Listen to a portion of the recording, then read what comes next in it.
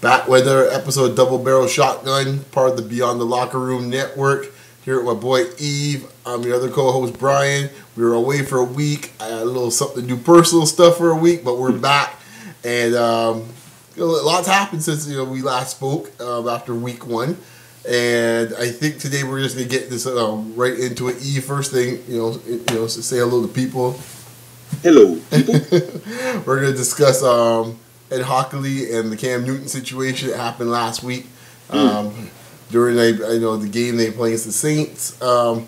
So just to give a quick context in this case here, my understanding of it, Cam Newton there scrambles as usual, gets out of the pocket, goes out to the sideline, if I understand, how you described it. As he's going to the sideline, he gets a little bit of a shot from a Saints defender. He goes back to Hochuli as he's heading back to the huddle. Kind of asking, where's the flag? Hochuli then goes back and responds to him, I guess, after going back and forth, saying, you're too young to get that call or something like that? Correct. Something like that. Paraphrasing. I don't have paraphrasing in this case here. We want the exact quote, but essentially something of that nature. So, this, sprayed off a whole bunch of discussion about, the NFL looked into it and they dropped it real quick. I found that interesting. They want to go down that road. So there's a few ways to look at this. One I look at as there's the classic obvious experience issue, which is one way to look at it. And the question is, in this sense, is you see it in the NBA, young players don't get called like vets get and stuff like that. It's not something you usually hear much in the NFL. Most of the time you usually get it with DBs and receivers. Either one, if they're younger, they don't get as much. They might get more pass interference, get called in against an older player. Same thing on the other side. Receivers get away with a lot more pushing in this case when they're a younger receiver than an older receiver. And stuff of that nature. You see, that's where it usually comes out. You don't usually hear it much when it comes to quarterbacking in this case, for the most part. For that standpoint, that's more old school mentality in that sense. That's one way of looking at it. The other way I would suggest you could look at it now is a much more, colder, nefarious way you can look at it as well too, if you want to look at it from a racial lens.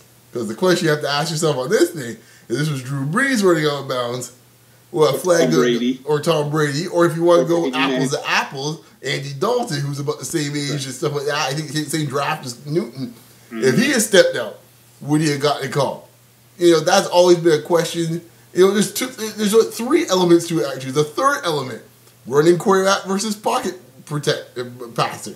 Right. Because you can look at it that way too. I mean, depending how you feel and what your lens is, you can look at this. I find it fascinating just so you can look at any ways, man. What's your take on what? I mean, I gave three options. Maybe there's another one I'm thinking of, but where do you come out on this? I'm gonna be honest with you, man. If you see the video, something was obviously said.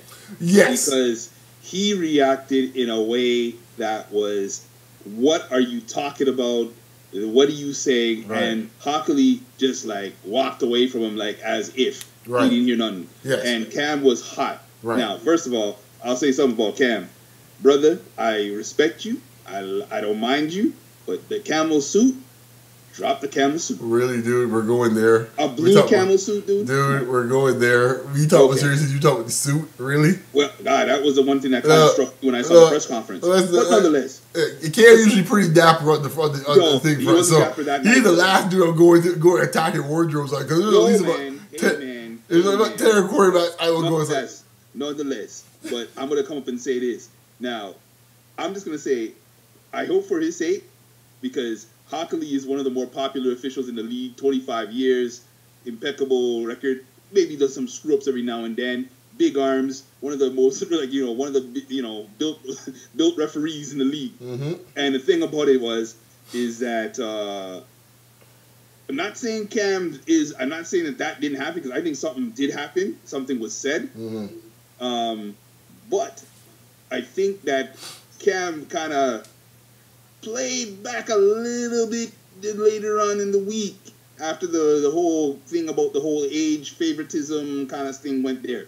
I don't necessarily look at it through a racial lens, but I get it. Well, I think, of the options I gave, honestly, I see that as number 3. Right. That's if I was to look at it. Right. I think the pocket versus running quarterback has always been a debate. I mean, me in this case, like in two teams that have kind of quote guys that would get out the pocket. Ben more in his early years, not so much now, and Russell Wilson, of course. I mean, I remember Ben in his early years used to take some shots where it'd be like, horrific shots. And it's like, where's the flag, right? And you go with some other quarterbacks like Brady, and they're barely getting breathed on, or Manning's the worst. Right. But I think personally, I thought Newton played it perfectly from a media standpoint. He just dropped it out there. He just put it there. He just left it. And the thing is, that's a classic Phil Jackson move. Right. That's a classic. He's trying to get a call. He's trying to get a call. He's trying to get the next call. They ain't getting this call. He's trying to get the next call. Right. So I think one, I can't remember who it was, Marshall Falk or something, one of the ex-players was referring to this. And when you saw that, eh? Okay. Yeah, and he's exactly right, because that's Phil Jackson every time the Bulls lose in a playoff game, and you kind of just, you kind of skirt around the tone of the game, as I like to say. But if I'm going to interrupt you, but to see something, because I saw that broadcast, and Dion and Mike basically said, look, you got to understand, there's certain things that are said on the field that you guys might not fully understand, but yeah, certain guys get calls. That's just the way that it has been in the league. Exactly. It might be a secret. It ain't no, people might not like it, but it's true. But I think Cam has set himself up that everyone's watching anytime he gets near a sideline or if he slides.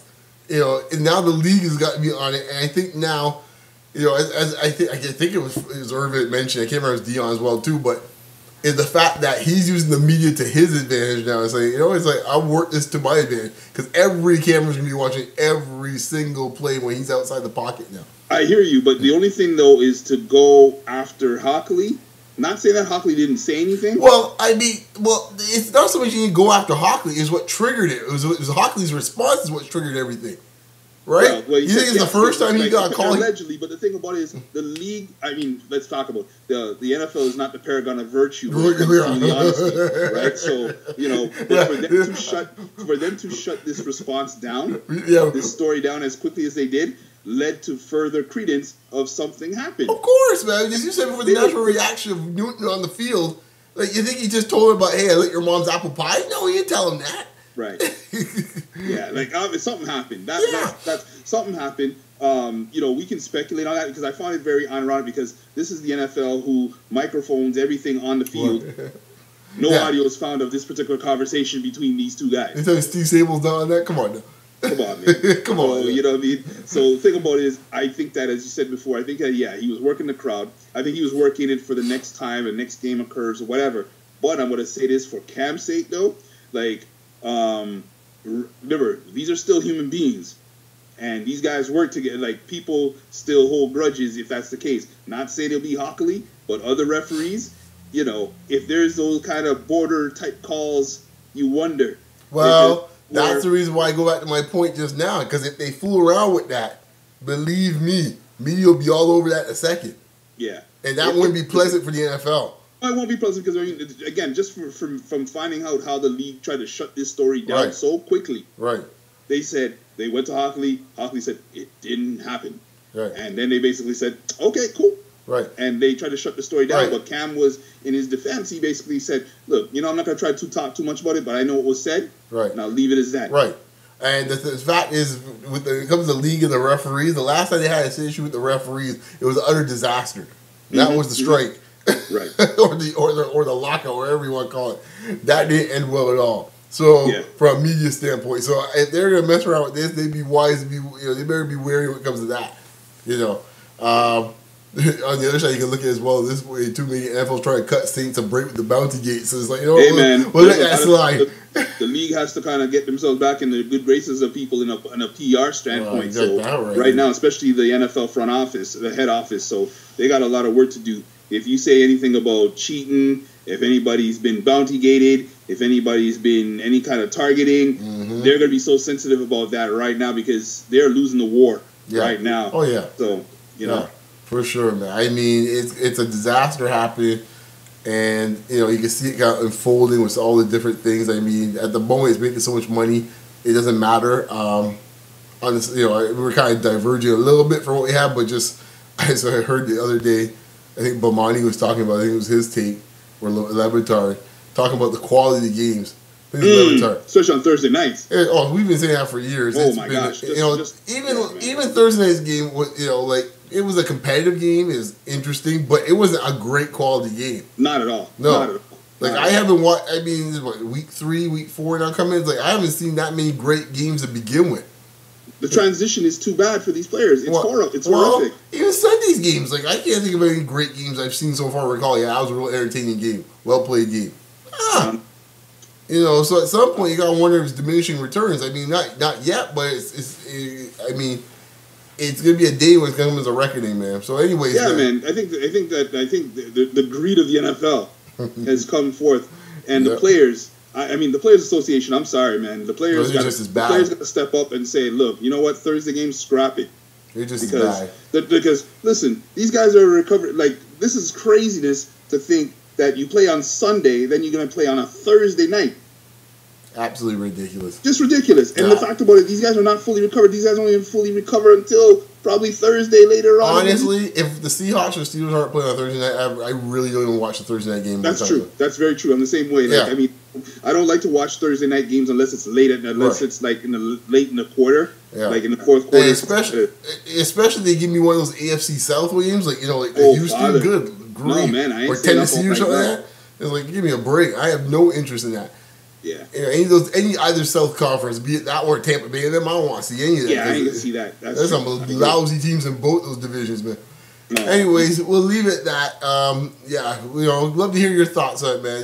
Give us some comments below. Check us out on Facebook.com/Beyond Locker Room. Of course, you can share us at my handle at Beyond Locker Room, short for RM, or you can help my man right here at Wise Charlem. Exactly. So, man, check us out. We appreciate the support. Keep on liking us, following us, subscribing.